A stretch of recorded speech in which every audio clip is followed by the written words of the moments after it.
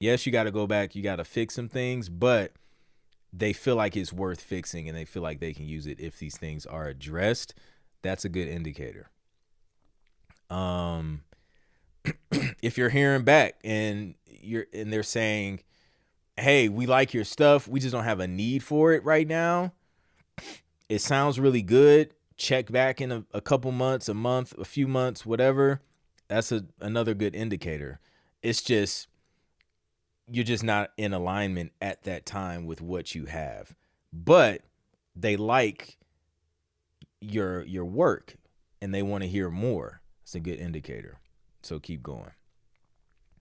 Um so like once you start seeing those indicators, you know you're on the right track, you know you're doing the right thing. Now it's just like, yo, get your shots up, like shoot as many shots as possible to increase your shooting average. Basically. Shout out to LW sharing the TV catalog. Thank you for sharing that link. Int Groove Muse says, I had the pleasure to watch PMA conference. It was dope, very detailed. Yeah, shout out to the Production Music Association. Super dope information they're always sharing over there. Love it. G5, what's good? My bad, Clint. I thought that the link put other Sync Producer Hub members together in a room. Like, oh yeah, no, we switched it up a little bit. So now it's just like the call in live. That's like you guys' link that the general public don't have. We got Michael Connor. Why is let's check, let's bring him up. There we go. Yo, what's good, bro? That's good. I just picked up the camera, realizing that it was on the desk. That's the No camera, problem. the phone, the camera. So perfect timing. Um, Indeed. just it was just a comment question about Phil's point about the work for hire Yeah. situation, and I think it's even more imperative to have that in place before you start a session, like with the app or the plugin called Muse Sessions. I'm not sure if anyone's seen that. That sounds It's, yeah, familiar. it's yeah, it's crazy. I saw someone sent me a link to it, Yeah. and you can literally work in each other's doors. So you just have the plugin and then you enable access. Oh, that's dope. Um, but yeah, it's crazy. So you can be in Atlanta or wherever, and then working on a door in Los Angeles or Australia. Nice. Um, but I think having that work for hire is very important, obviously, because to be able to prove that you played those parts, you need that contract in place. Yeah. But yeah, the question was more about if anyone had seen the Muse plugin, because it's absolutely, I think it's a game changer, especially like for working remotely. So yeah, Yeah. that was kind of what I was kind of getting at. That's what's up. Yeah, we'll have to check that out. But yeah, I agree 100%. Like talking about that before y'all start working on it is always like best Yeah, practice because things get weird. definitely. Yeah, Things get yeah, weird. yeah. Uh, I mean, it's enough people in the same studio just saying, "Hey, I did this, I played that, no, I sung that lick or whatever." But Oh when yeah. you're actually in a door, it's like, how do you prove that, right? You could Yeah. probably take a picture if in the studio, but how do you do that in in a session logic that's like 7,000 miles away, right? So, Yeah. True. yeah, It's a good point. Yeah, yeah, man. Thanks for sharing that. yeah. No worries, anytime. Yep. All right, man. All right, cheers. Yep. Love it. Um, let me see. 7 years. Yeah, bro. It was 7 years. So and it was 7 years because obviously like I didn't have Sync Producer Hub. I didn't have Road to 10 placements. I just had very minimal knowledge being shared on the internet. It was like nobody was like talking about Sync. Now everybody's talking about Sync. But um I I was going the mistake I made getting started was I was going into it like I have a style of music I like to make. I think this is dope. Here you go. Can you place it? And it took a minute to get out of my own way and figure out, okay, this is not in demand. This is what they need. This is what they're looking for. Structure, complete trash. Oh man, I was throwing elaborate intros and crazy like bridges, and man, we're talking like 3.5 minute, 4 minute tracks, easy. Um, Overproduction, so many sounds, so many melodies.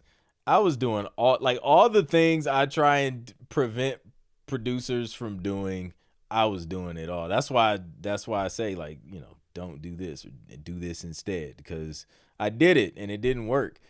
And that's why you all are able to see the wins you're seeing so quick. Cause 7 years, you learn some things, man. So my structure was trash. Mixing quality still needed some work. Style of music just wasn't in demand. Um, Let me see what else. Sound selection was really really bad. I remember one time I was using like some stock Pro Tools sounds, and oh man, they were so bad. Um, but I was just putting myself out there, man. I was like, yo, this stuff is fire. Like, here, listen. I was getting the feedback. And like, yeah, I wasn't getting yeses, but I was getting the feedback. So then I was able to make adjustments with the feedback and get better. And that's why we do the live music reviews, because it helps you get better. So then it just like kept getting better, kept producing, kept mixing, kept going, kept working. And eventually it just started to click. You don't really know when it clicks. You don't really know like if your mixes are necessarily like getting better, or if your music quality is getting better. You just keep working and working, and then just over time and repetition you improve, and then you look up, oh shoot, like this track got signed, oh snap, it got placed. Okay, now you start to get some consistency to your mixes, you get consistency to your production, you develop, more of a unique sound. um and then you just find a pocket and a rhythm, and then you just like sit in that joint, and just, things just start to work out. And then from there, you take a step back, you see what didn't work, what worked, double down on what works, create a formula, create a framework from it, and then you create a repeatable process, and then you just keep doing that same thing. And then you just stack wins. And now, a decade later, we're still producing music for TV and film, um, which is awesome. Indeed, it is persistence for sure. But I was in it for the long run. I was just like, got to make it happen. From January to now, I blessed this one production company with 130 cues and roughly about 700 to 800 usable stems. I told ChatGPT that, and it said, "Holy moly, you're in beast mode." That's hilarious. I love it though. Like, imagine like imagine an editor gets a hold of like some of those tracks, and they're just like, yo, this is great, let's use more of this guy's stuff, and they go find like 100 and something more cues, or hundreds of stems, and then just start using them all throughout like a whole season.